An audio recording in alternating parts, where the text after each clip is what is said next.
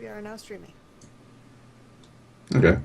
If everything went perfectly fine, okay, no. Frost Kieran won't be with us today, but we still do have Kelsey Moser and Drexen. Hey guys, how's it going? Not bad. Hey, Yeah. So we had a, good. yeah, We're we had waiting a, for WE to disappoint us all. I am very hyped for that. I think everybody's hyped for that. I can't wait for that, but that's going to be in the discussion later on today. We do have, of course, the LPL overview. So, what week are we even on in the LPL? I think it's Week 7 just ended. Yeah. okay. So, how do you guys feel about it? I mean, This is okay. So how I feel about week 7 of LPL? It's kind of like the honeymoon phase that was week 6 is completely over. Like week 6, everything was exciting. People were pulling upsets, and all this other stuff was happening. And then suddenly, week 7 comes around, and you realize it's just because they're all bad. yeah. Yeah, it's pretty accurate. I mean, yeah, I just up to this point, I guess all you can say is I'm disappointed in Team King. But even like OMG's looking really disappointing. I'm still relatively happy with EDG. I don't hold this week's performances that much against them since they're using a sub. Will the Leap being like in last pretty much is kind of hilarious, given their like history, and it's the last week that we should have to see without NaMei, so that's a plus. Yeah, it's going to be pretty interesting. He did say on his Weibo that he will be joining. So he officially confirmed. There was an announcement. I know China doesn't like to do announcements, things like that. So for once we had one. Yeah, so he should be back. I know that this is the thing, that there are so many Weibo posts going back about him talking about how he's not feeling well, so he's not streaming. All this other stuff, so it kind of has me concerned. Like, he got sick at Worlds and never fully recovered, but we did see some good performances. He's been scrimming with the team. We'll see if he can be impressive again, or if it'll be like an Elements situation where, or a WE situation where it's just like NaMei prison. Now, do you know if like what the ratio is of how they're scrimming with him? Is it like a half and half thing, or do you know if there's any details on that? Sure, it's like half and half. I do know because like the morale was so bad. Like, I don't know if it was because the morale was bad, but I know that HYY chose to leave the team because of the losses. So I don't know. I mean, it has to have some sort of like mental like breakdown, because they keep losing, of course, and like we've seen videos, or at least translations of how Spirit feels about the team. It's like it's not really hidden. Like, he's not happy about how his team's are. So it's definitely breaks down. It's unfortunate for all of these players, except for Aluka, because he's just like because he's obviously the problem. But that's neither here nor there. Yeah. I mean, the thing is like people can say like, oh, they're so unhappy and cue the like, you know, the tears with the fucking the dollar bills, but like honestly, if you're a competitor like that, that like really doesn't matter. That comes on the back burner. Like, yeah, you're getting paid great, but if you're like used to being a world champion or competing at like a world class level, and you're on these teams that are like relatively shitty, of course you're going to be upset. Now, how you manage that is dependent on the individual, but in terms of like NaMei, when we're talking about NaMei, the thing is like I don't really expect him to come back and be a superstar since he's been on such a hiatus, at least on the stage. Like, he's been scrimming, sure, but I still feel like it's going to be a huge boost for Starhorn Royal Club, because it's like, yeah, sure, we're not going to get a prime NaMei coming right back into it, like just immediately a top shape, top form, you know, making plays and like just being self-sufficient, all this stuff. It's not going to be like that, but at the same time, like, just it's anything right now is a massive upgrade. Like, even NaMei at like 20 to 30% potential should be a huge upgrade for Star Royal Club. So I mean, the thing that kills me though is that Wei wasn't even that bad the first time we saw him. So Wei, the current AD carry sub that they're using, he wasn't even that bad when he came out. It's just that Like, literally, after time, they just started losing, and he just started performing really, really poorly. And I think he actually had an issue where his only successful champion was really his Callista, so that when they didn't pick that, it wasn't a very good situation. But at the same time, like, you could kind of see over time they start performing worse. They started picking more, like, random Hekarims. They started YOLOing more, like, I don't know. I think that there is an overall attitude situation probably at this point. And that's really unfortunate, because you have to imagine that if NaMei came in and he was, like, at his peak performance, that the games that they were winning at the beginning of the split, right, they could have, like, ridden that kind of momentum going forward, but I feel like it's going to be an uphill battle at this point. It depends. It depends on how much they weigh NaMei, honestly, because, like, if you have a new player coming onto your team, like, for instance, they had Quay coming onto the team, and I don't know how that does for, like, a surety, like, just, like, the mental surety, like, oh, well, we have a new player, how's that going to work for us? Now they have NaMei. NaMei brings a lot in terms of just, like, name power alone, let alone just the fact that he has the skill, right? So that now the players, they come into the game and it's like, okay, well, we have NaMei finally. Like, now we can perform. So now it's like a boost of confidence in their play.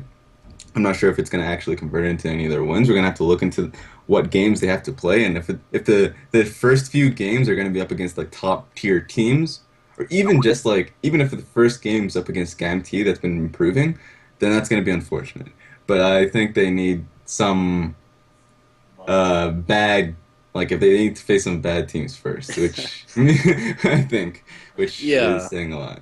Yeah, see, like, that's the thing. I mean, they only really, I think it's 4 weeks. They only have like 4 weeks left to play, so they don't have much time in terms of adaptability to mess around or experiment if they want to get into the playoffs. And I think while attitude and just general unhappiness and morale on the team has been an obvious problem for Starhorn, I do think also with their compositions and the random picks and stuff, a lot of it was compensating for the lack of the ability to siege. So, like, since they don't have an AD carry that's capable of sieging, they try to do, like, weird workarounds that didn't really work out. Now, the question is, with NaMei back in, are they going to be able to transition back to, like, their more regular play, or even something like what they used to do when they had Uzi on the team, or, like, how is that going to work out? Like, how are they going to distribute the gold and stuff like that? It's like these questions that I have for the team, even though they only have 4 weeks left, and they're just right now, they're, like, barely not able to make playoffs in their current standings. So, yeah, I do agree with you, Raz. It's really dependent on their opponents, I think. They're 2 points, I think, below King. So, like, they could...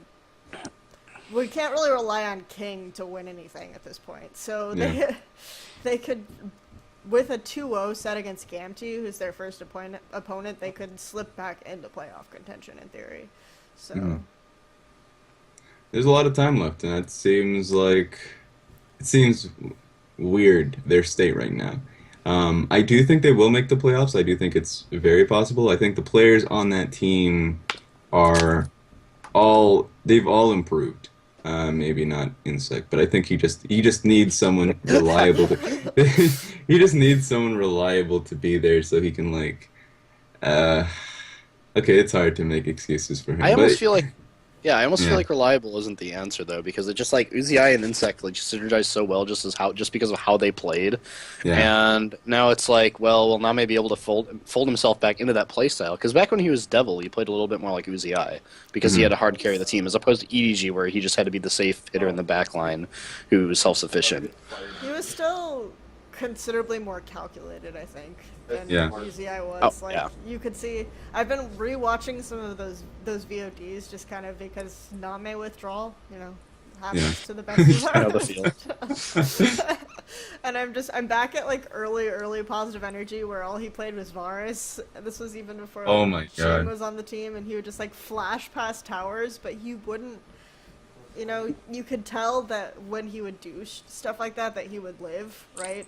Yeah. So it wasn't like with Uzi, who would always just flash the tower for the kill. So speaking of, though, like, Uzi right now seems to be one of the more stable members of OMG.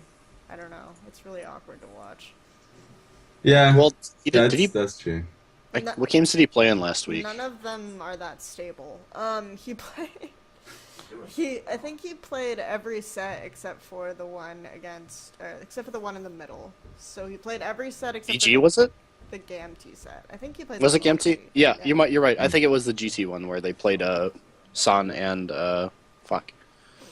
No, and they did not play that player. They Wait, played seriously?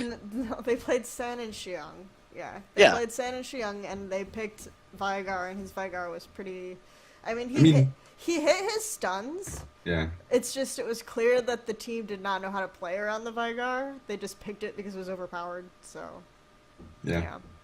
Yeah, and I actually didn't like that because I thought that Xiang is so much better on skill shot champions. But Can we talk about the OMG situation when it comes to supports? Because they do have a lot of supports now. Oh yeah. And it feels like they're not really willing to commit to. I'm not even sure if they're willing to commit to any. 80 carries either. Yeah, exactly. I feel like they're in the situation where, with the supports, where they're eventually just gonna fire all of them except Dada 7.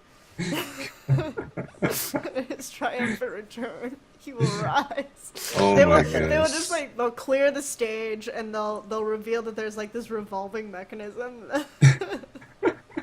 that comes up from the floor. This needs And to there will be happen. Dada 7.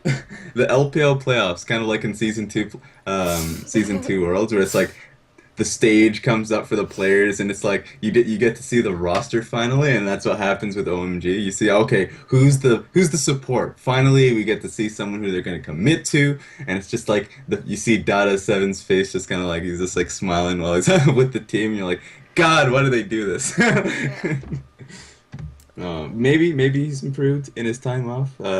Like you just see some battle scars on his face. He's a new man, just like battle scars And from he's- his Dungeon the Fighter thing- Online. The thing about Dada 7 is that he always comes back, right? And it's usually like Mm-hmm. summer playoffs, right? But yeah. But I think how do you I'm guys not naming any see? names. But Yeah. and How do you guys see Xiang? Like I he's feel like not Xiang's my. Not, I feel like Xiang. I feel Xiang's like- my favorite. there we go. I feel like Xiang had the good Morgana game, but I don't know. Like, what I want to know is like, who are they gonna run in playoffs? Because I don't think they'll run Xiang in playoffs, but I'm not sure if they'll run Uzi in playoffs. So it's like, I don't know. I think they really want Uzi and Cloud. I think Yeah. that's what they really want, but it's not currently working optimally. I think that each of the supports that they have, actually, this is something that people might not know about Cloud, is that he does have champion pool issues. Like, remember, if Alistar is ever back in meta, just never let that guy play, right? And he actually only really had the success on, like, the really flashy, like, the NaMei and the Thresh, and then he came out at Worlds with Janna, and he finally had, like, a third champion, right? Yeah. And then I think Law obviously has a similar situation. We got to see some of his Janna today, and it was frankly, it wasn't even bad. It was just not good. It was just. So, It was Lua. Like. It was it's Law, and I feel like the issue with Law is honestly the issue with Law right now is just that his vision control is the worst of the three. Mhm. Like, I think you can tell on the map it's significantly darker. Yeah. Yep, I agree. I think his vision control is worse, but I also feel like that's a bad comparison. I was gonna say I feel like he's like the opposite of Dada, because Dada's like absolute trash mechanically, but actually placed at the most wards, I think, and then Lo's like the opposite of that. Like, I don't think he's like super mechanically gifted, but I think he's like okay in that regard, but he just doesn't play support, if that makes sense. Mm-hmm. And that's my main issue with him. Whereas Cloud, he doesn't have a good champion pool because he's only played Thresh and Janna, but he's at least good on those champions. And I think that come playoffs, that if Cool and Going find a threat that they're really, really scary on, that they can actually bring in Cloud and play those two champions, just because there'll be threats elsewhere to ban and other meta picks to ban. That they won't really prioritize banning Cloud out. So I still feel like Cloud would still be the best choice. I'm still on the fence about Uzi though, just because it's just, honestly, it just shows how awkward of a team it is for Uzi. Like that's just not an Uzi team, and it's like if you put Uzi in any team, OMG would probably be the worst stylistically. So it's just really weird. I don't know. And even like I don't know. Even when the games that Sun was playing, I feel like he was doing just fine. Like like I don't even think he's like below average. I think he's just good. He just doesn't have the pedigree of some other AD carries. And I mean, there was that one game where Sandface checked the bush level 1 and had to back immediately. That was painful, but he did catch up. That was nice. Yeah, but I wouldn't really. I mean, that's like bad decision making, not so much bad play, I guess. Yeah. Which is So kind how of would you rate the OMG support so far? Just like this guy's better than that guy. Like for instance, like. I feel Go on. like stylistically, Cloud is Cool's support. Xiang is Loveling's support, and Law is UZI support, and that's how they want to play. Like Xiang wants to do the roams with Loveling. They want to do like the 2-man gank style. He likes to get like the picks, and Loveling's always all about the picks, and like that's how Loveling used to play. And you have to kind of wonder like if that was like sort of a mentorship type deal. And then you have like Cloud, who I think wants to make the big plays, and he wants to get like the Janna ults that split up the fight, not necessarily the ones that save UCI, but the ones that split up the fight. And then Cool can get like the picks off of that, right, and can get the kills off that with like the assassin type play, and he's more likely to roam mid. He wants to make like the big team fight plays rather than like protect UZI. I think he just kind of feels like his 80 carry is just kind of there. Like, and I think that's better for the team because when OMG tried to run protect like Juggermaw against Vici, it was pretty terrible, honestly. Yeah, but I don't even like the way I feel about Juggermaw and OMG is that you can, in theory, run 3 threats, right? You're a team that can run 3 threats really competently, and you choose to limit yourself to 1. That's my issue with the Juggermaw. Yeah. And then of course they had it with Zed instead of Cool, and then on Lulu, and they had going on Lulu in the one against Vici Gaming, but then Cool just got like camped and he didn't ward, and Cool's always had that problem, right? Where he just like doesn't play like he cares about the jungler. Like I feel like this is the issue with OMG mentally, is that they always feel like they can outplay. It doesn't matter what the situation is. Like it doesn't matter if we're behind, it doesn't matter if we're all this, it doesn't matter if there are 3 people in my lane. Like you've seen the situations, right, where going actually has his lane warded, and he sees the jungler come up and he starts to go back, but then he's like, nah, and he comes in and he tries to like all in the enemy top laner. Yeah. Oh my god. The OMG salt's coming down, right? Because now that it comes down to what does the LPL LPL season give? Because we see, like for instance, we saw the 1-1s today, and they didn't make. I mean, not today, but like we saw them, and it doesn't make much sense. In any other region, you start to see teams divide on which one's the best, which one's like middle class, and which one's like the surefire bottom tier team. And we're not really exactly seeing that anymore. Not here, anyways. The surefire bottom tier team, everyone just kind of like was like, all right, GAMT, they're done. We've placed those teams in the rank that we see them as. But then we start seeing the 1-1s come down. Like, who did EDG 1-1 against who this week? And it was actually Snake. Yeah, okay. They've won one. They've only won one against OMG, Snake, and King. Or EDG's 1-1s. Cool. OMG is the only team to have not gotten 2-0'd. Which I guess speaks to their playstyles. Like sometimes they can get the outplay, but like 50-50, it doesn't work out for them. Yeah. They have the second most 1-1s, I think. They're tied for the second most 1-1s. The first most is like GAMT and M3, I think. And so how do you guys feel? Like we already talked about how we felt like OMG doesn't exactly play optimally throughout especially Cool, throughout the laning phase, as good as they are. So how do you, especially during the Demacia Cup, which we we should probably get to anyways, just because it weaves into OMG's problems as a whole. Because during the LPL, OMG won one against GAMT, a team that's actually been rising. But how do you guys see their They've Xiao done Gu that game? twice now, right? Yeah. Full How do you- times. So how would you take their Xiao Gu games that they just played last night? Yeah.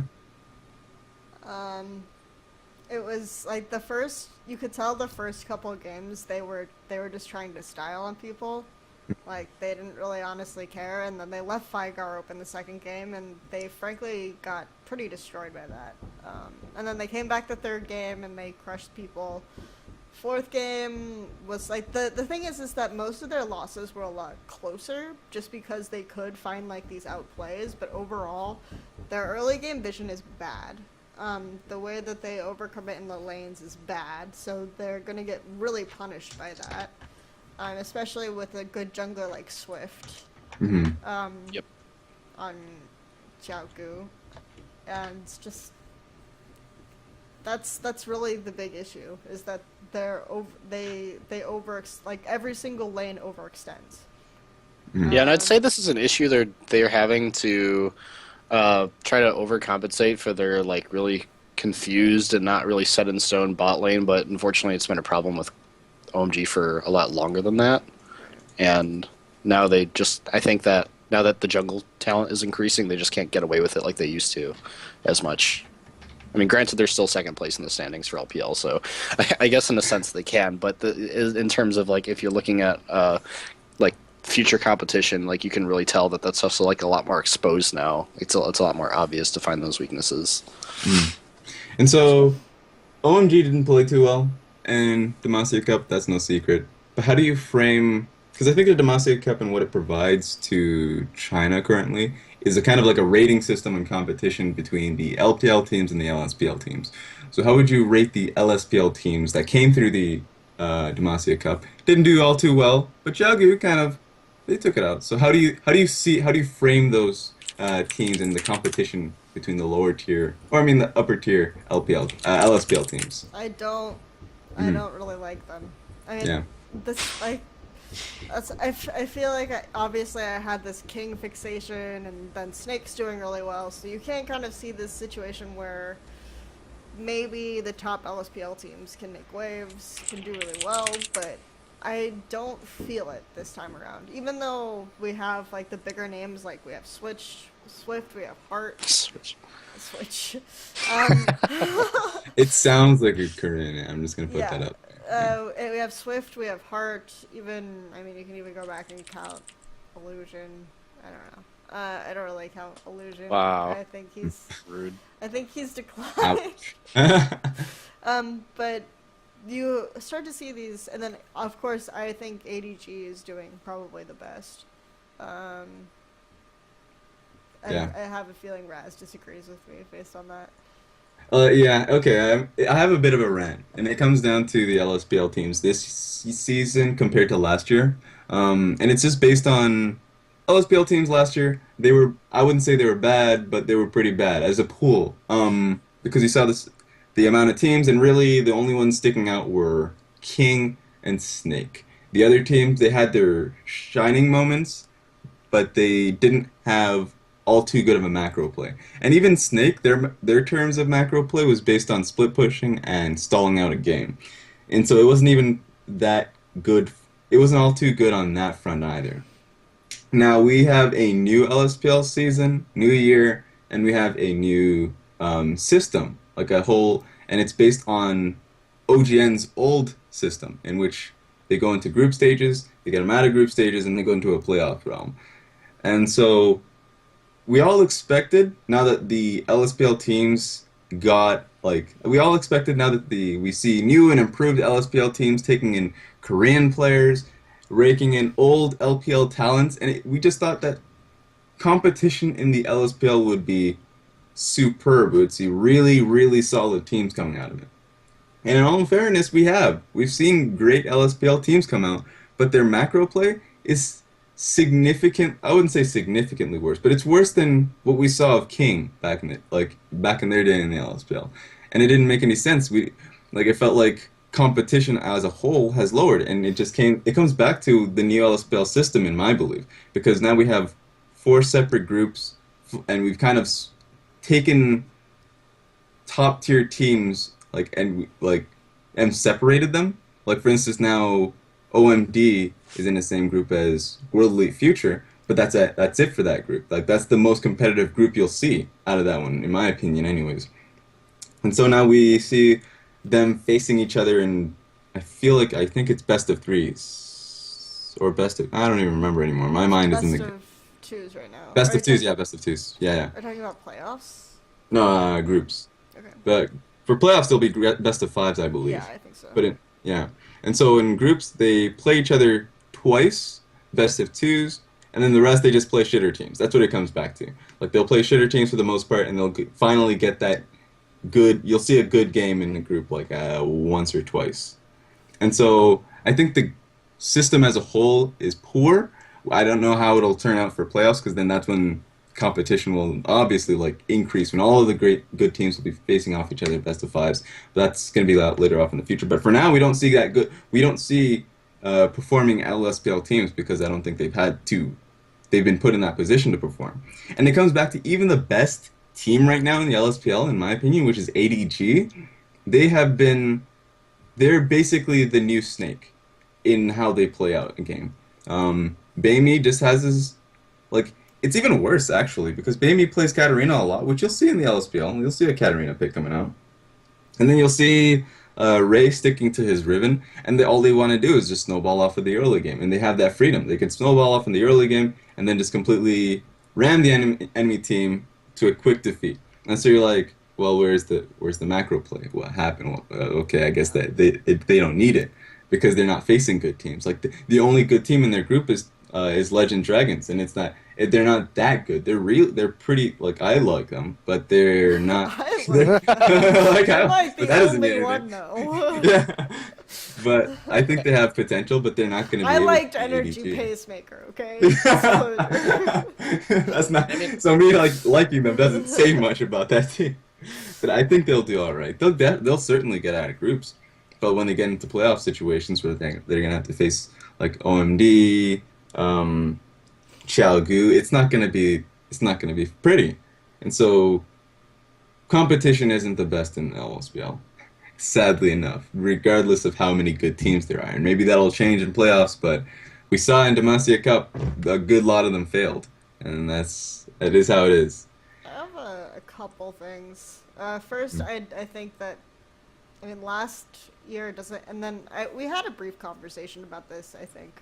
Mm-hmm. But last split, there were only, like you said, 2 good LSPL teams. And they faced each other once, right, in the league before it was done.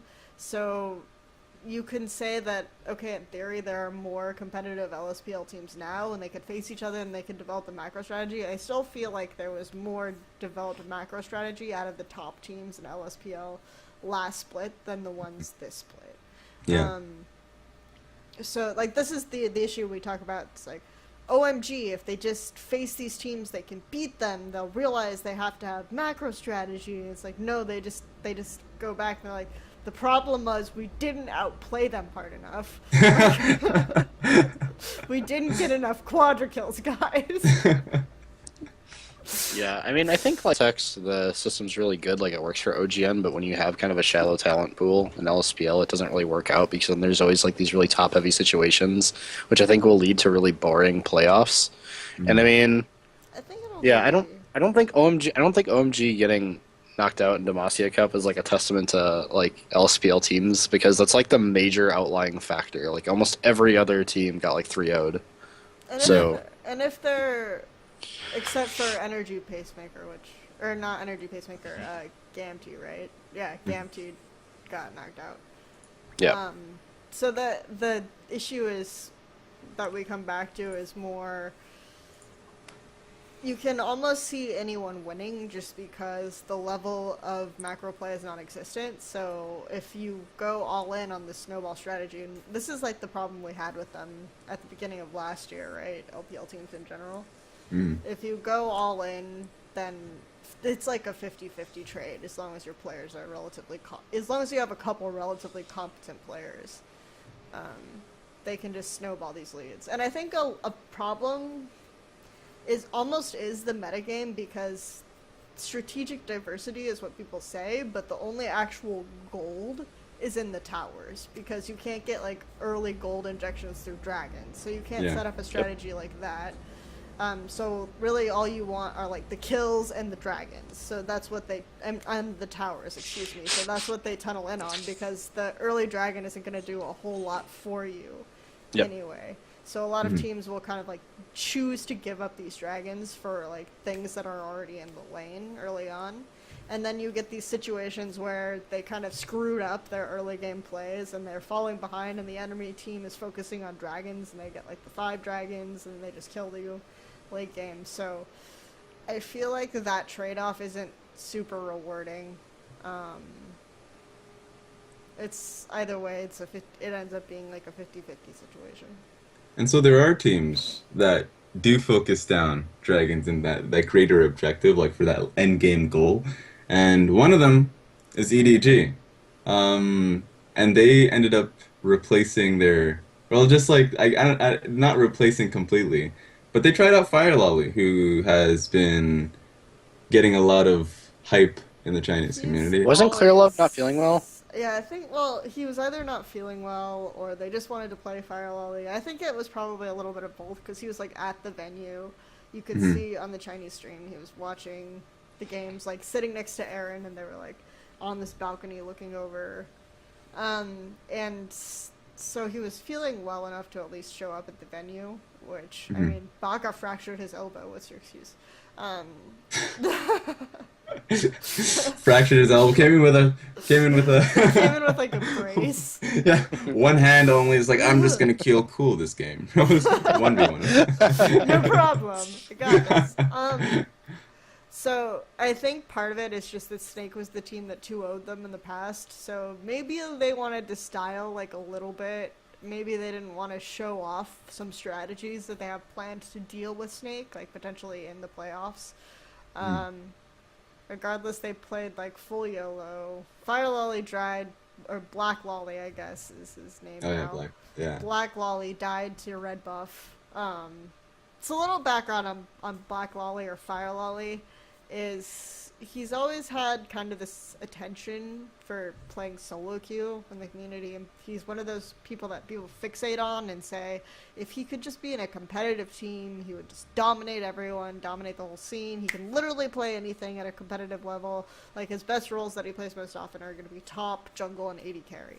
So that's the background on Black Lolly. We've seen him play as a sub for EDG top lane last split, and it was equally underwhelming.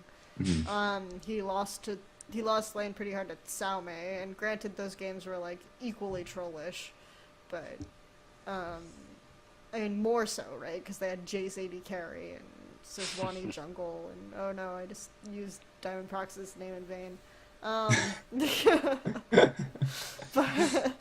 But yeah, it was neither time he hasn't really impressed. And when you're talking about he has less early jungle pressure than Clearlove,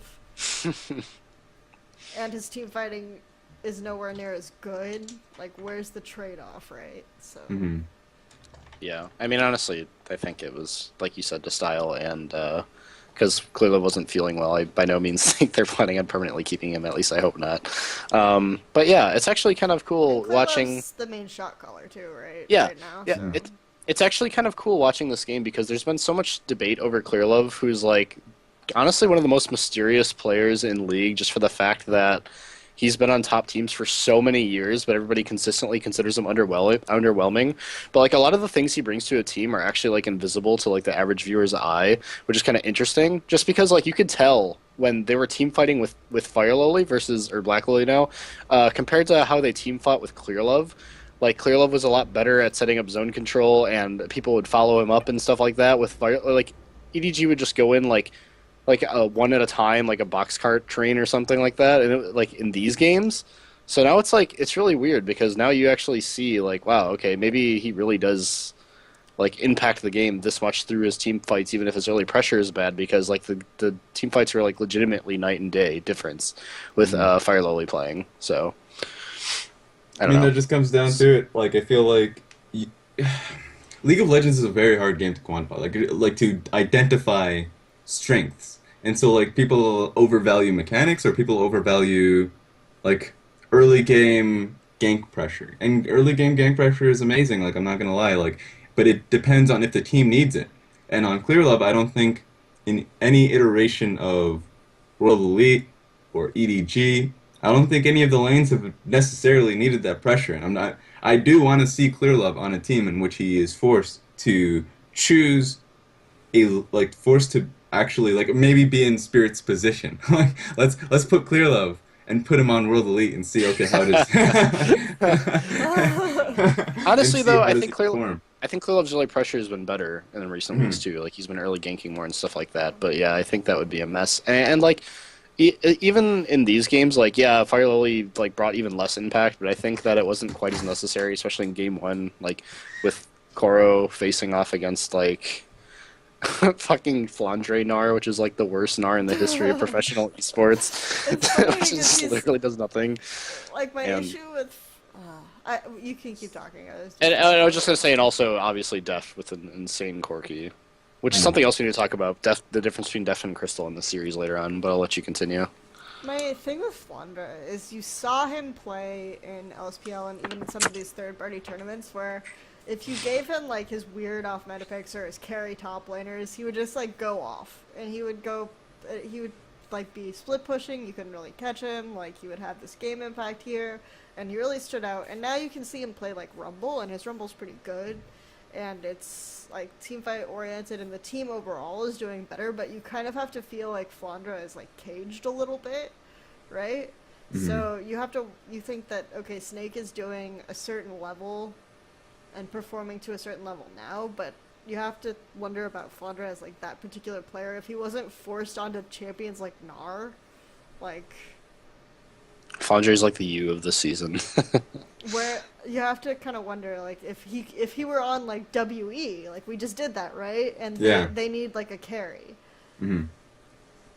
That's the thing. Clearly, if we just move, clearly the irony of this all is if we just start moving EDG players to World Elite, we might have a solution here. EDG and Snake. Yeah. That's what it comes down to. I'm really actually this makes me value Flandre a lot more. Before in the LSPL, I saw him play, and it's like, okay, can you play anything else? Can you play anything else? Like in the sense of like a more structured top laner, and he's shown that. I think with Flandre, it shows what he's willing to give away to make the team a lot more structured. Because now he's playing his Maokai, and he's playing Gnar, and like yeah, he's playing like, Gnar. He's kind Kind of call Gnar. it playing. No, I mean from Aluka's Gnar to Koro's Gnar, like where are we here? Yeah. And it just shows that he's willing to give up his champion pool, or at least like something what he's comfortable on, to really force it comes back to God, what is his name? Crystal onto it. Like I'm back to like thinking Fantu fan. I was just about to say Fantu fan. Jeez. But yeah, put Crystal on a position in which he can carry. Because I guess they've realized that if you have Crystal on his champion and you have Flandre and his carry champion, well, it's like the enemy team's like, I'm gonna pick one lane and I'm gonna destroy it. Like, and then he's not gonna be that team's not gonna be in a good position. So like I respect Flandre a little more this season, even though if he has played a little not that good. Or at least in this couple weeks. I think they're just using the regular season to try to get him into that kind of team fighting role and get him comfortable with that. But I do miss carry Flandre. So also, man, I don't know what EDG was doing with like picks and bans either, because oh my god, in the second game, if we're gonna talk about Crystal, like Crystal literally just got like the god comp, like just like Janna, Lulu, Nunu. We talk about how bad that is for OMG. It's like the perfect situation. Yeah, for Snake, seriously, right? this is like how Snake prospers, and they gave him like if you like, it's almost like you just said, have the floor, pick whatever would give you the biggest chance of winning whatsoever. And it's like holy shit, they just got like it was like Juggermaw, but there was like no self-sufficiency. It was just all Juggermaw. There wasn't like a Yeah. Zed pick or anything like that. It was Or just like Kassadin, 100% on it. It's like, how did they get away with that? And it's like, and OMG for tried me, that and it sucked. Anyway. for me, it's just kind of weird how like, I mean, how easy it is to identify Snake's win conditions and like, and how that usually revolves around Crystal being just like the super focal point, and then teams are still allowing it to happen. That to me is just completely bizarre, and that kind of shows the difference between Crystal and Deft in the series. Because if you look at Deft in Game 1, I don't know, there's some images going around about the damage done in that game, Yeah. and holy cow, like Deft did so much damage on Corky, and then like that was like with a very self-sufficient comp. Like he didn't really have everyone just like catering to his needs, and Crystal obviously didn't either, and you saw the difference in Game 1 versus Game 2. That's why like it's so hard to talk to people that think like we're like shitting on Crystal all the time, because it's a hard topic to discuss, because yeah, Crystal is really good. I mean, I'm not going to deny that, but he's spoon-fed more than... I think he's the level to which he's elevated. Yeah, I think he's spoon-fed more than literally any other carry in any league right now. And like the problem is like, okay, this is the win conditions for Snakes. Like they don't really give Crystal a lot of opportunities to try to play self-sufficient, because they're always going with what works. So I guess it's hard to say like, can Crystal develop into something that's a little more self-sufficient? But just as is, it's like we're not. I don't want people to think we're saying he's like trash or something. But like you have to look at the context of the situation, and how when Crystal's doing all these having all these crazy games and just winning by himself, it's not a fucking 1v5. Like, I'm so sick of people saying Crystal is 1v5, because it's not fucking 1v5 when you have 4 buffs on Crystal and he's shooting and mowing everyone down while people are zoning for him. Like, that's how Snake wins, and there's nothing wrong with that. There's nothing to be ashamed about with that. It works for Crystal, but like, okay, we have to be realistic here, and how Crystal's getting his wins versus like other AD carries. I don't like, stop calling Crystal the best AD carry in China, please. Just stop. Yeah, Just stop. he is. That's the biggest problem I've always had with him. He is the least self-sufficient AD carry. But you know what? That works in the sense that they're willing to build a team around him. If they're willing to build a team around him, that's completely fine. In which they can just say, okay, you can play your Kog'Maw, you can play your Draven, you can play like Callista, and that'll be completely fine. We'll just pretty much we'll coddle you. we'll make it all right. We'll get through this game, and you'll be perfectly fine. And that it puts Snake in a bad position sometimes when teams decide, well, we're just gonna ban them out. Like, we're either gonna ban out what makes them comfortable and what gets them to that position in the game, or we'll have a play style that just shuts down like Crystal. And we've seen that with Uzi in Starhorn Royal Club, and it's not exactly reliable to have. It's not a reliable play style to go for. And so when teams decide, like, let's come playoff, like Snake, in my opinion, will get to the playoffs, but will they thrive? Will they do well? I don't think so. Once picks and bans come through, you'll see the same situation, which World Elite. Let's hope not. Yeah, well, let's see. But I just think it just comes down to that. World Elite, like, took games off of them because they were like, all right, we're just gonna ban you out and destroy you. Like, that's like, seems so. It's like a clear path. It's crazy to think a team won't take that path. Exactly, yeah. And the thing is like, it is absolutely insane what Snake's gotten away with when you consider the fact that the last place team, which is World Elite, took a game off them, like, just by banning properly. Like, that just goes to show like the vulnerabilities of Snake that just aren't being like fully exposed right now. And don't get me wrong, Snake's evolved into a really good team, but I feel like any team that studies well enough and can do drafting properly will like just trash them in any form of international competition. So I don't know, that's my main concern. Like, they're so one-dimensional, but that one dimension works really well. It's just that you can't always rely on that in teams that are smart.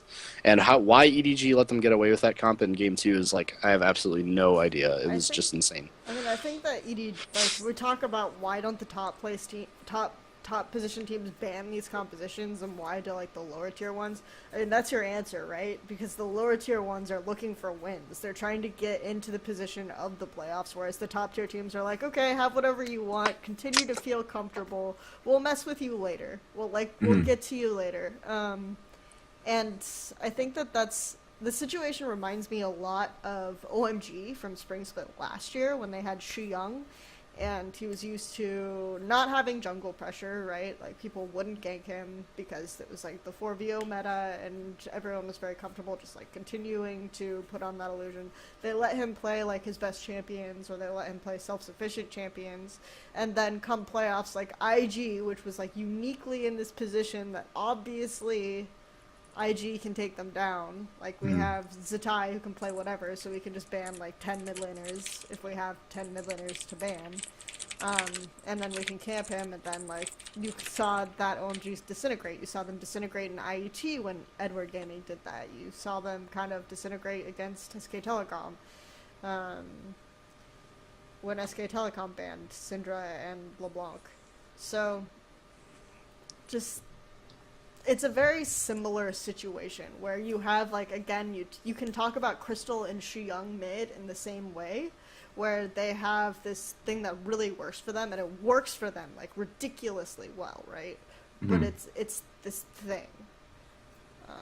And we have seen Crystal when they tried to make him play more self-sufficient. He would just, like, get killed until this, like, part where he had enough damage where he could just two-shot people. Because they were so good at using minion waves in the LSPL context, of course, to stall out the games. So that they could literally make the games go indefinitely, just to get Crystal to this point where he could, like, auto-attack people to death on Kog'Maw. Without, like, even if an assassin came at his face, he still had, like, the 2 auto-attacks that he could get off to kill them. I think the funniest part of the most hilarious part of the EDG versus Snake game was when when Crystal was just farming alone, and you just see you just see the Kassadin, like EDG's Kassadin. I was like, all right, okay. I'm gonna try and assassinate him. I'm just gonna. He like blows everything, and it's like, oh my. Idea. And this didn't work. Crystal was like, all right, 1, 2. Okay, all right. He's almost dead. Raz's Kog'Maw impersonation. It's hard to see Kog'Maw. Jesus. But speaking of poor pick and ban scenarios, King. So apparently, Kelsey, King's coach. What team is he on now? Ganty. Oh my God, that's the quickest way to like just hop on the Gamty hype train. Because King's coach, what was his name again?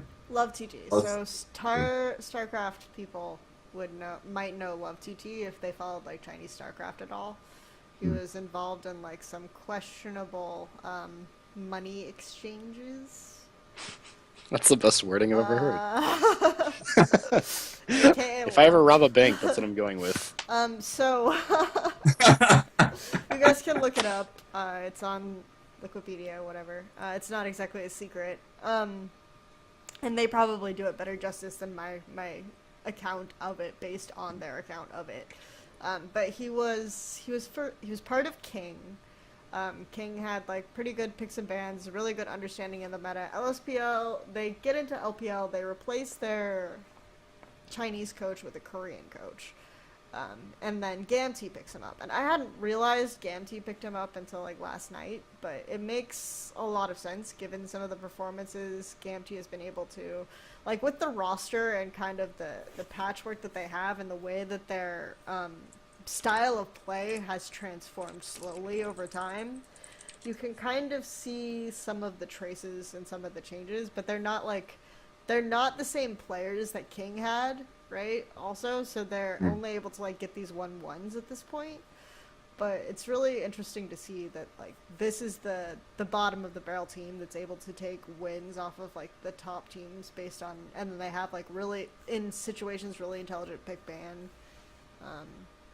So yeah, I was pretty broken up about that. Not even broken up, but I was just I was wondering for the longest time going into the LPL why King was not performing. Like for sure, you can talk about the meta changing, you can talk about the picks and bans that were just odd, like completely odd. You can talk about poor champion pulls about one player or another, but it came back to the fact that King as a team has changed how they play out fights.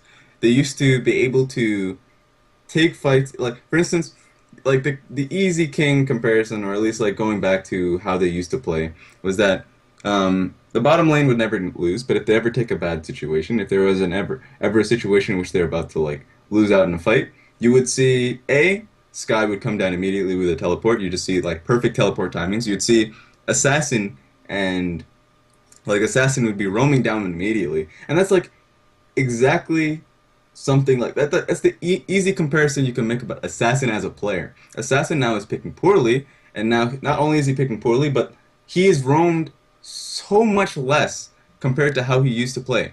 Like he just sticks to the lane now, and I'm not sure if that's something that you can like attribute to King coaching doesn't success. do anything. I don't know Yeah. if it's No, a they don't. coaching situation, a player Yeah. mentality situation. I think Mhm. like we can't just point to this. Like the only thing I'll do for the coaches is say that you Yeah. can see the difference in like the pick and ban, and Yeah. I think that's significant. And you can see them like slightly trying these things that are almost King-esque.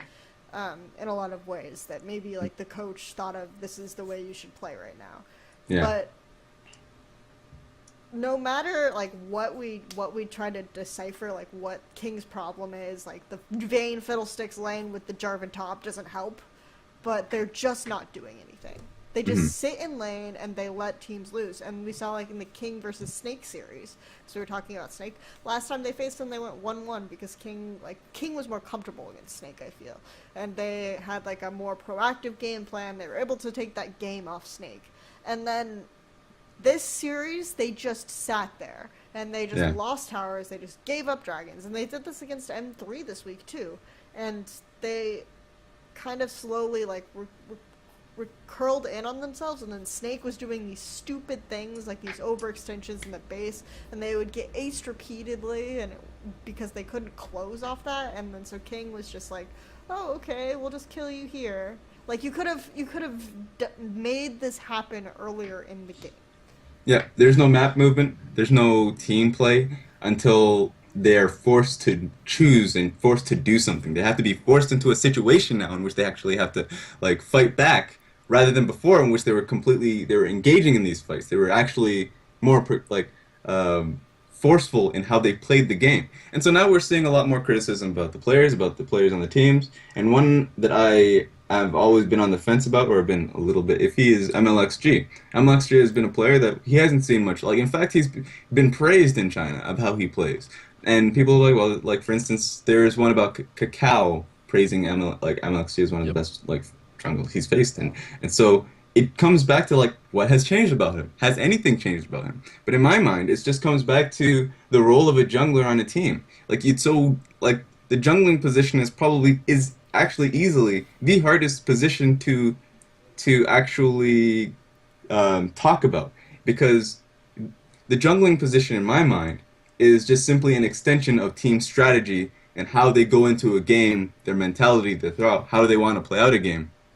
They go in and it's like, all right, jungler, this is your focus on this game, or at least they have to come in with a focus initially. But MLXG is basically a headless chicken at this point, and how he plays out a game, and it just comes back to team strategy and how they want to choose, like how they choose to play out a game. Like, it's not there. There's no choice. They just play horribly in my mind. And so, can you criticize MLXG? Certainly for his mechanics, like he's been playing extremely, like if that's what you want to talk about. But you can't really criticize how his early jungle pressure, because at that point that's just a team problem. That's a communication issue. And maybe it is his fault, because maybe he's put in that position in which he's supposed to carve out these paths, but it's just not happening. So now, GamT, yeah, the stage is yours now. Yeah, I mean, honestly, I just feel like King, like, I wish they would rebrand, because everything that made them King is no longer anything about King. Like, they just play polar opposite. I don't know if it's like a coaching situation.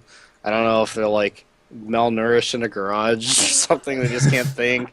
I don't know if someone traveled back in time, like one of these. So much for not showering. But I don't know if like someone went back and went to a cryogenic chamber and like stole the mojo out of the chambers, or like what happened. But like, seriously, the team is completely different, and it sucks because, I mean, we praised King very early from the beginning, but if people just watch VODs from week 6 through 8, or 5 through 7, sorry, and then they watch VODs from the off-season tournaments before week 1, it's literally different teams. Like if you just remove the team label, and you just watch those VODs, you would never assume they're the same team. It's not even close, and that's like they're like the most changed team in LPL, and it's for the worst. It's really which is so bizarre because you talk about these teams that like literally had their their primary playmakers removed for these big name Koreans, right? But they still like their identities still feel even similar, more similar than the way King is playing, and they have exactly the same roster. And so, like, I feel the best thing that we saw was of this LPL week was the first game actually between M3 and King, in which M3 is actually becoming a lot better of a team. They did switch. No, go ahead. Okay, they did swap out their jungler Dream S. I don't know how you're supposed to put that one out. Are they finding like these these random like Gamgee got a new jungler, like M3 has gotten 2 new junglers. Like why are they finding these like random talented Chinese junglers? They're just like here. He's so good too. Like he's actually I like him. Like Quay's good as well. Like M3's ability to get the team to work together really quick, even with new players, is actually mind-boggling. Like I think it was the first game where King had a team fight against M3, and it was just ridiculous. Like, I think Condi went in, did a Rek'Sai knockup, and then Love CD, like, flash ulted, like, immediately after, and then Dade, like, came from behind and, like, pushed him back with the 0 ult. And it was just, like, this 10-second chain CC of beauty from these teams that were, like, from like, with, like, a new jungler that they're barely familiar with. And I'm just like, oh, my God. And so, yeah, M3 is like looking really good randomly. I think their biggest problem is still that their bot lane is like really inconsistent. They're either like smashing or they're just like not doing anything at all. And I also think that the other issue is just Dade he just randomly becomes retiree Dade still. And like I think a lot of this comes down to like a similar issue with what Cool has. Like where Dade like seems to like not give a shit about the jungler, and if a jungler comes to gank rather than like backing off, he'll just go all in on the mid laner and try to trade 1-for-1 in a 1v2 situation. So yeah, I mean they obviously still have their problems, but just their team fighting in general, just given the roster changes and like the obvious language barrier they have to deal with, is actually really impressive. My personal theory that has no basis in reality whatsoever is now that Cool and Dade are in the same league, they're like Cool is like trying to be Dade. I'm gonna counterpick myself. I'm gonna pick Twisted Fate into Vigar like 3 times in the past week.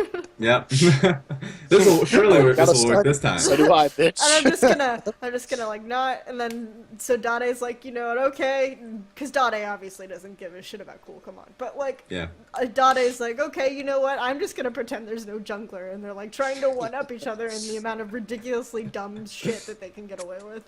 So my favorite thing about Dade is just like, you know, in the TGA streams, you get to see the players' reaction to when they get ganked. Like, oh, they got ganked, they're dead, and you're like, just see the frustration on the players' faces. You're like, God damn it! And for like Dade, it's like, that is like 2 kills are coming. It's like Tuesday. Oh, it must be Friday night on LPL. Okay. So yeah, and this actually is just to frame it on a different discussion. This Demacia Cup, we saw Mara. Well, we saw Vici place Invictus Gaming. Wasn't exactly the best thing, exactly the best set to watch. He managed to lose 3 times to a team that doesn't have vision. Pretty impressive. So that's probably what tilted him. He was just like, they don't even have wards! There's nothing to clear. What am I doing? How did we lose? I was just sitting in like a meeting room. They're wards? like, well, your gods have vision control. What if we just don't worry about vision at all? And they're just like, genius, we got this. We'll just 3-0 them in like an hour and a half. Oh man. We'll tilt Mata by not warding anything ever. And just like focus bottom lane. And, oh my God. And Vasily will feed, and then he'll get so mad that he'll AFK games 2 and 3 and pick Jace. Brilliant! I just want a documentary on Vasily. I just want a documentary on Vasily's career. Okay, my favorite Vasily play this weekend. Oh, who was it they were against? He was playing Kalista, and they were by Baron, and they had a free Baron, but instead he just insisted on like hopping into the enemy like race to just get gangbanged. I was like, what are you doing? I was like, is he about to 1v3 these guys? Like he's gonna style all over them, and he just jumps into the center and just dies in like 3 seconds. Like this is amazing. I love you, Vasily. But like, I think Vasily's career has gone to a point in which it's just it's comedy. It's like an actual. It is because Don't leave him silly alone, he will die. In the beginning, it's like growing up as a player, and then he goes to USA where he starts to get a name for himself as like a very aggressive star AD carry, and then he goes back to China. So much expectation. He's with a new Korean support, Mata, the best in the world, and now he's just sitting in the house where Mata just constantly just yells at his face. It's like, why are you doing that? Just tears coming down his eyes. This is not what I was promised. Vasily has a panic room where he just like lifts weights. As we go through the season, he'll get progressively more buff and just like Hulk out at the end. Like Mata will start yelling at him and he'll turn around and he'll be like, no. So Mata was fined apparently by the Vichy organization, and I think Lace is investigating on it. Yeah. So how's that gonna work out? Are talking shit about Cloud being BM, but he didn't get fined for it. Yeah, I mean, well, Cloud didn't AFK for periods of the game and like pick Jace, so there's that. Oh, go ahead. I think the thing that people were surprised about was just by the amount of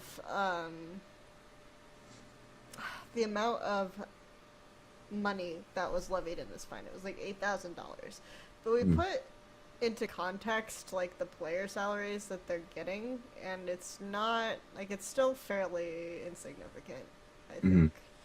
I mean, it's not insignificant, but it's like 8,000 is gonna be large regardless of where you put your, even if you're making $1 million, right, in streaming contracts and everything else, like $8,000 is still like, it's more than a slap on the wrist. And I think it's fair because Vici Gaming spent that amount of money on these players because they want them to perform, right? They want them to be serious, and we're not getting, like, out of certain Korean players, we're not getting this commitment. I feel like some of the Chinese organizations are starting to realize they're not getting what they paid for, because not necessarily as a result of like the Korean players even necessarily. Like, I feel like Dandy's performing really well. Spirit's obviously performing really well, but there's Spirit's performing like a fucking god. There's only so much, like, you can't just like set on stove add Mata like with a bunch of extremely outdated ingredients or like improperly prepared food. Like, you can't just, he's not like, it's not gonna How do we get to playoffs? You don't just like throw a Korean in there and then everything tastes good. Like, yeah, I mean, and we can see Mata's frustration with the team just in his play, like, before this whole finding situation. Like, I feel like he hasn't really lost much mechanically, but there'll be times where he'll land really, like this week, he'll land really solid flays and, like, hooks and stuff like that. And I feel like his team wouldn't follow up, so he'd just, like, be really stubborn and just, like, go in all the way anyway, just until death. Like, he was so persistent with what he did, and when there was no follow-up, he just continued onward anyway. And I feel like that's just kind of, like, Mata going a little bit YOLO mode. And we even saw in Korea, like, if the games wouldn't go well, or if Imp would do something particularly stupid, which Imp versus Sealy, like, he would tilt, and you could see it in his play. Like, it's just becoming a thing where Mata is, like, not enjoying the game, but at the same time, you have, like, this clash of tension, and he's not in a place where he can perform, but at the same time, the organizations aren't getting, like, I think that they might be being reasonable to an extent, like saying that, okay, we're not in a place where we wanted to be, but at least you're not picking Jace, right? Like, yeah. Yep. You get what you have. And so speaking of overperforming Korean talent, IEM's coming up, and we have Spirit and the squad. And the Spirit and a group of luggage. No, I think you can remove and the squad from that team name. You'll still be fine. So Spirit, S2IZ, the rest of the team, World Elite, going to IEM, and their first. Now officially game. The last place Chinese team going to IEM, right? Oh right. Still. I think they're officially the last place team now. If that would be a beautiful Yeah. setting. They are. They're officially the last place team. Because Energy Pacemaker actually did fairly well this Yeah. week. They got Energy Pacemaker seriously just cock blocked WWE from going higher. they, So bad. they got a game off IG and a game off Vici Gaming again. We were talking about that series where Mata like fixated on Baron and then like trying to get those picks. Yeah. So. Yep. Okay, so So- this is beautiful. This is the actually First place the NA, most first place beautiful EU, setting. first and second place Korea. You just have like 12th place China. Like, here you guys go. You guys made a fool of yourselves last year. Wait, what? Oh, you had to take a time machine last year? Well, now you just have to now you just have to send the worst team. Sorry, guys. Like, Yeah. it's just bad. Literally the So- last place Chinese team. Someone asked me on Twitter, and he goes like Steven Nguyen from like Paravine asked me like what games of WE should I watch to like get a feel for how they play for IM, and I'm just, your time is better spent like literally printing out a picture with of the WE logo and just like crying into it like, at this point. Here's an instruction. It's like, oh, you want to see their best game? It's like, do you own a cat or a dog? It's like, yeah. It's like, all right. So go to the kitty litter. Just scoop out the. It's like. Yeah, That's what I you mean, have. we're all gonna have to get our W handkerchiefs when we're just like, the casters go on about like W being this legendary squad of season 2 and how they're the IEM champions, all that stuff. We're just gonna be like crying the whole time, like, please stop, please don't say anything more. Can't take it anymore. Like the IAM, and then we already saw like the Intellex, like I follow Intel Extreme Masters on Twitter, and we already saw the tweet. It was like Hero, Gambit, and WE are all triple gold, and they have like the picture of Xiaomei, and it's Oh my Just God. like the people that are completely irrelevant to the org now. Yeah, so it'll be.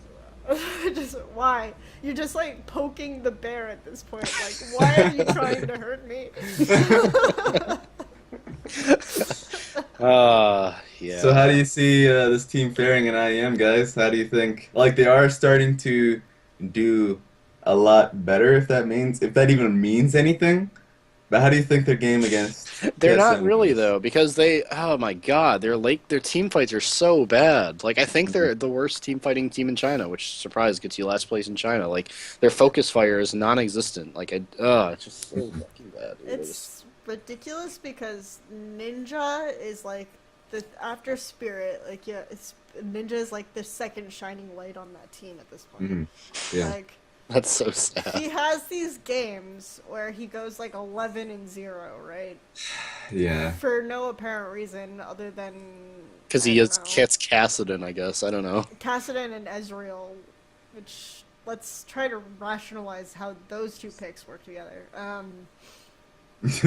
Well, hey, it's like as Thorin said, like, just international tournaments are just like, kind of, they're just, I don't know, like, TSM pays them off for good brackets and standings, right? Because it's TSM against World Elite, and I can't see TSM losing that unless something goes terribly wrong. I mean, Oh, even really? Even the thing. no that, way, dude. Even the thing that traditionally, like TSM, the complaint we have is that they don't really care about the like they don't even research like the Chinese teams, right? And we've seen it against our own Royal Club. They didn't really research Unicorns of Love because they probably just expected to walk against Unicorns of Love as well. At the Intel Extreme Masters tournament where Oh yeah, in San Jose, yeah. yeah, San Jose, Cloud9 qualified. But we can see kind of at these international events where they don't really research their opposition, and I don't even think that will help them here, because I think they're just gonna look at this roster and they're gonna say, okay, the only person on this roster who's remotely threatening is Spirit. Let's ban the 3 best junglers in the game right now. Okay, Rek'Sai, Nidalee, Jarvan. Okay, we're done. And then that's like WE's, that's what holds them together right there, because Jarvan like falsely inflates their team fighting where they can kind of split this situation with like double AD or STYZ and Ninja can both do like some damage from this vantage point. So the Cataclysm works okay. So that's what they do. And then he's got just the ridiculous jungle pressure on Rek'Sai and Italy. But without those two strategies, they don't really have anything. Yeah. So So this is how I feel like we're gonna. This is how I feel about the World Elite versus TSM game. Because obviously, I'm a man who likes to vote for the underdog, but I'm not gonna be so crazy as to think that World Elite is likely to win. How I do frame it though is TSM is a team that doesn't do its research. That's what it comes down to. Every single time you see, like, Cloud9 will go into a set and you're like, okay, they've done their research. Their pick and bans are proper. They've laid out their game plan that works well against this particular team. And then you see TSM that in Worlds last year, in San Jose this year. Wait, was that in December? I don't even remember anymore. That's so far off. TSM. Back in the old days. Back in them days. Oh god. But yeah, TSM is a team that just they don't do their research on international teams. They don't. I remember there was even that Loco Doco VOD, and I always go back to that vlog. I always do because he's like the VOD just like it's Raz. He wakes up from this nightmare and he realizes that no, that actually happened. Yeah. He's like, God, who is their solo laners on Starhorn Royal Club? It was Cola. He didn't even remember Cola's name or Corn. I don't even know anymore. It's just, but now he has to constantly look back at the Unicorns of Love and be like, nah, never. We should have banned Syndrome. It was so obvious all along. I mean, even if they don't do their research, or if Spirit gets away with playing something better, I don't really see Ninja getting the opportunity to hard carry. Like if he gets first off, wait, what patch will IEM be on? Do we know? I mean, we're still on 5.2 in China, so it's not going to be on 5.2. But yeah, so I was going to say, even if he gets something like Kassadin, or something he does well, and he's up against Bjergsen and a team that focuses on getting Bjergsen ahead, so... And they're not going to ban Ezreal and Anivia, so he'll probably get a champion that he's, good on, but... Mm-hmm. Here's how I frame the set. I think World Elite has a chance in taking this only because... Actually, it depends on who's blue side and who's purple side. Because both teams, I think the most contested pick is going to be Maokai. Mostly because Aluka Unless Aluka decides to just pick Gnar again. No, please! If Aluka gets a solo kill this game, I'm just going to be so happy. Please, Aluka, I believe in you. That's so mean. I'm not going to go there. I don't think it's going to happen. I don't see it, man. TSM is not a bad team, and World Elite is a bad team, and... Yeah, but if not... What are TSM's win conditions? We need snowball off our mid laner. Mm-hmm. Yeah. Okay, who's... Ninja does play... Ninja is good at just, living sometimes, though, so that's a thing. And sometimes, yeah, but at the same... I like how that's, my praise for Ninja. He can live sometimes. And Ninja's been performing a lot better. I have to give him, that credit. On an individual basis, Ninja has, really stepped up, but... To be fair, this is where the Chinese... He's not gonna... against Bjergsen, he's not gonna do anything. Yeah, and I feel like this is where the whole China is always behind in patches is going to be the most significant because that he always rests on... Well, not always, but he does rest back on the Kassadin pick. And Kassadin is not going to be a factor here. Not at all. He's been completely taken out of the pick. He just, plays it when he can. I don't think he's as reliant on it. I think he's much more reliant on things like the Ezreal and he'll pick the Ahri or the Kassadin when they're lucky enough to be open.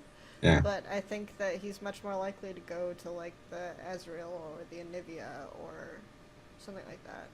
And the Anivia pick I can almost see being the one thing that could actually be okay. Mm-hmm. And if Spirit just camps mid lane and then they have enough energy to just stall out until you get to this point where TSM has to make this late game decision and their late game decision making isn't the best, and then there's just this epic throw because World Elite has managed to stall out so hard just because of the Anivia pick. That's the only thing that I could see actually being okay. The other issue is Santorin and Spirit. I think actually this group has really good junglers. It has Diamond, Spirit, and then even I think it's Ambition. Karsa for UI Flash Wolf. I think Oh it's, yeah, yeah, yeah. No, Well, no, it's no. Ambition for yeah, Ambition, yeah. not Yes. ambition. Okay, so never mind. I was thinking like completely wrong. It was like, but at least it has a couple really good junglers. Like, Mhm. so that could Wow. be a thing for TSM. What are you trying to say about ambition? I hear you. they just need to get STYZ to play Graves and then fly Conan over, and then when Graves just shoves up the wave, Conan would just sit middle on Bjergsen, and then that'll be their win conditions. That's what's gonna There we happen. go. There you go. I found it, guys. Hire me, World Elite. Hashtag just tilt them. Okay. So, do you guys have anything Conan's else? got to bring that Rome back. You guys have anything else you want to talk about before we sign off on IEM and just about the show, I guess? There was something, I think.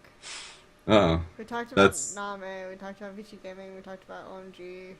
Mhm. Talked about M3. Talked about a lot of things. We actually covered a lot of topics today in a short amount of time. Holy shit! Yeah. Yeah. And just briefly, this. Oh, I wanted to say. Mhm. Oh, we found it. Just gotta reel it in.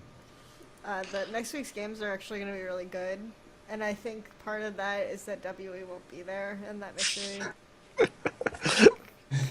That's a mean thing to say, but it's almost like thank you It's so IEM for true. taking them, and that's like take the trash bin. We're gonna get some high quality games. in here. that's the bright spot because we've got like a bunch of LGD games. NaMei's gonna be back. We get to see the IG versus Vici Gaming rematch. So Hey. J support That's again. beautiful. What if IG picks J support and wins that? That's gonna be great. that would be pretty funny. That'd be nice. I think Satai is doing okay. Like, Yeah, I think it's cool seeing him play top. He's getting better. Yeah. Certainly, it's not so comedic to Can- just hear the fact that, like, oh, he's been trained by PDD or something. Also, no one's going to take him. No one's going to take like Pokemon seriously on an international stage if he ends up getting there. So Yep. And he said, I can play. He said in an interview that he actually feels like top is like more his style.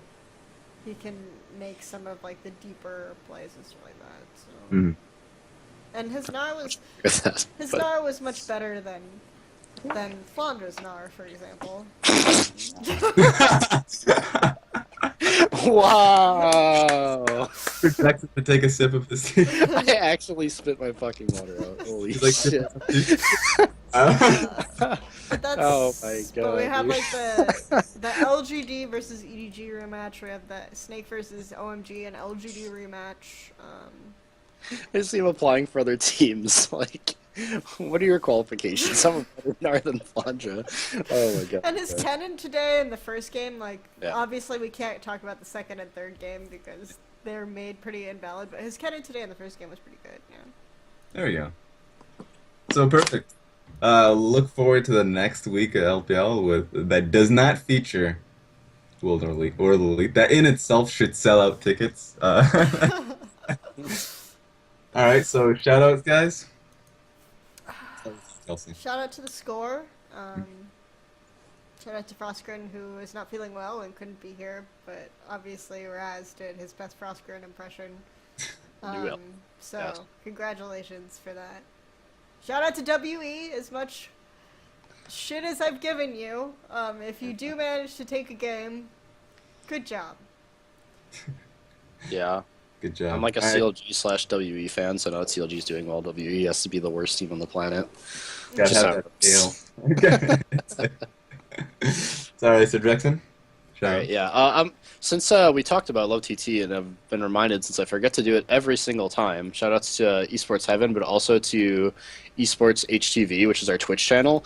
We talk about Chinese League on here all the time, but we actually Esports Heaven actually has like a studio or that we use and everything where we cast Chinese StarCraft. So we actually have StarCraft events there. We do WCS China, like GPL and the Kung Fu Cup. So tune into that. It's actually pretty good stuff. Chinese StarCraft, yay! More Chinese esports. That's about it.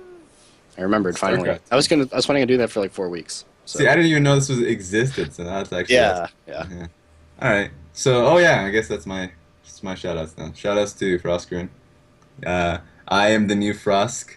Hashtag Black Frost. It's like so much in common. Really similar too. You couldn't even do her signature line correctly. Oh my god. She did it before the call went on, and then it was just nerves. We were practicing, and it was like it just came out. I was like, "Oh, what do I say?" Okay. So shout out to Paravine, Liquid Legends. I guess teammate. I think that's it. I think that's it. I guess They're doing okay. Like, finally. I mean, well, it's really nice. I like the growth with the team. Let's not talk about teammate before we close, please. Okay. I've already spent way too much on WE. Okay. Oh wow. Wow. Wow. All right. Okay, I think that's it. Wave your hands, everybody. There you go. I was waiting. There we go. Are we offline? Should have to see without NaMei, so that's a plus. Yeah, it's gonna be pretty interesting. He did say on his Weibo that he will be joining. So he officially confirmed. There was an announcement. I know China doesn't like to do announcements, things like that. So for once we had one. Yeah, so he should be back. I know that this is the thing, that there are so many Weibo posts going back about him talking about how he's not feeling well, so he's not streaming. All this other stuff, so it kind of has me concerned. Like, he got sick at Worlds and never fully recovered, but we did see some good performances. He's been scrimming with the team. We'll see if he can be impressive again, or if it'll be like an Elements situation where, or a WE situation where it's just like NaMei prison. Now, do you know if like what the ratio is of how they're scrimming with him? Is it like a half and half thing, or do you know if there's any details on that? Sure, it's like half and half. I do know because like the morale was so bad. Like, I don't know if it was because the morale was bad, but I know that HYY chose to leave the team because of the losses. So I don't know. I mean, it has to have some sort of like mental like breakdown, because they keep losing, of course, and like we've seen videos, or at least translations of how Spirit feels about the team. It's like it's not really hidden. Like, he's not happy about how his teams are. So that when they didn't pick that, it wasn't a very good situation, but at the same time, like, you could kind of see over time they start performing worse. They started picking more like random Hekarims. They started YOLOing more. Like, I don't know. I think that there is an overall attitude situation probably at this point, and that's really unfortunate, because you have to imagine that if NaMei came in and he was like at his peak performance, that the games that they were winning at the beginning of the split, right? They could have like ridden that kind of momentum going forward, but I feel like it's going to be an uphill battle at this point. It depends on how much they weigh NaMei, honestly, because like if you have a new player coming onto your team, like for instance they had Quay coming onto the team, and I don't know how that does for like a surety, like just like the mental surety, like, oh well, we have a new player, how's that gonna work for us? Now they have NaMei. NaMei brings a lot in terms of just like name power alone, let alone just the fact that he has the skill, right? So that now the players, they come into the game and it's like, okay, well, we have NaMei finally, like now we can perform. So now it's like a boost of confidence in their play. I'm not sure if it's going to actually convert into any of their wins. We're going to have to look into what games they have to play, and if the first few games are going to be up against like top tier teams, or even just like, even if the first game's up against GAMT that's been improving, then that's going to be unfortunate. But I think they need some bad, like if they need to face some bad teams first, which I think, which is saying a lot. It's definitely breaks down. It's unfortunate for all of these players, except for Aluka, because he's just like because he's obviously the problem. But that's neither here nor there.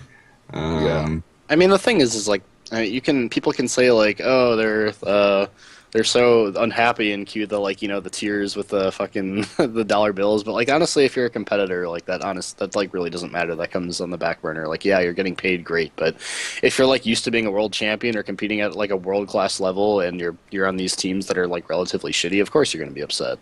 Now, how you manage that is dependent on the individual, but in terms of like NaMei, when we're talking about NaMei, the thing is like I don't really expect him to come back and be a superstar since he's been on such a hiatus, at least on the stage. Like he's been scrimming, sure, but I still feel like it's going to be a huge boost for Starhorn Royal Club because it's like, yeah, sure, we're not going to get a prime NaMei coming right back into it, like just immediately a top shape, top form, you know, making plays and like just being self-sufficient, all this stuff. It's not going to be like that, but at the same time, like just it's anything right now is a massive upgrade. Like even NaMei at like 20 to 30% potential should be a huge upgrade for Starhorn Royal Club.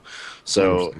I mean, the thing that kills me though is that Quay wasn't even that bad the first time we saw him. So Quay, the current AD carry sub that they're using, he wasn't even that bad when he came out. It's just that, like literally,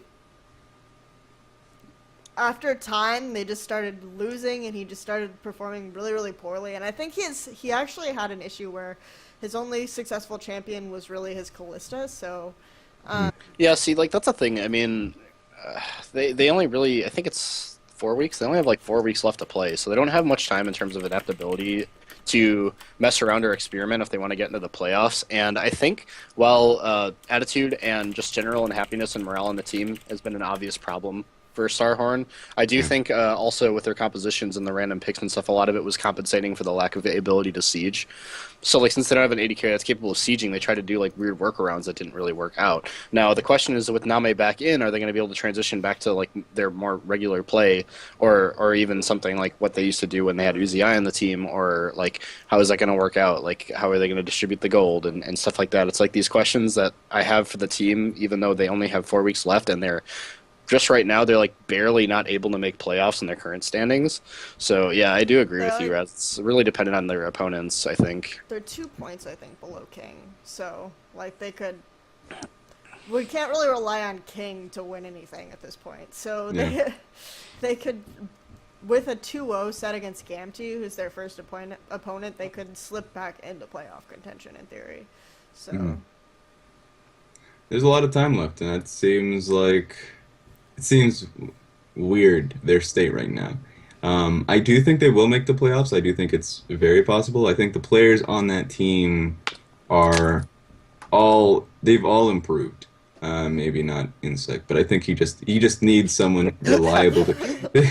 He just needs someone reliable to be there so he can like.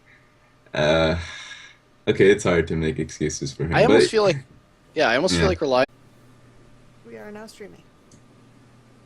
Okay.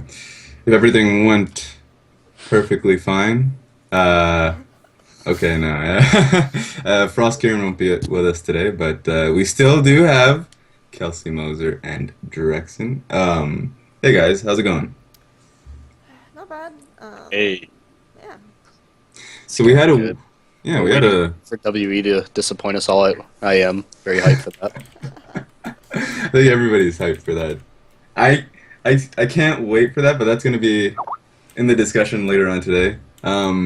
We do have, of course, the LPL overview. So, what week are we even on in the LPL? I think it's week 7 just ended. Yeah. Okay, so how do you guys feel about it? I mean, this is okay. So how I feel about week 7 of LPL, it's kind of like the honeymoon phase that was week 6 is completely over. Like week 6, everything was exciting, people were pulling upsets, and all this other stuff was happening, and then suddenly week 7 comes around and you realize it's just because they're all bad. Yeah. Yeah, it's pretty accurate. I mean, yeah, I just up to this point, I guess all you can say is I'm disappointed in Team King, but. Even like OMG's looking really disappointing. I'm still relatively happy with EDG. I don't hold this week's performances that much against them since they're using a sub. Will the Leap being like in last pretty much is kind of hilarious, given their like history. And it's the last week that we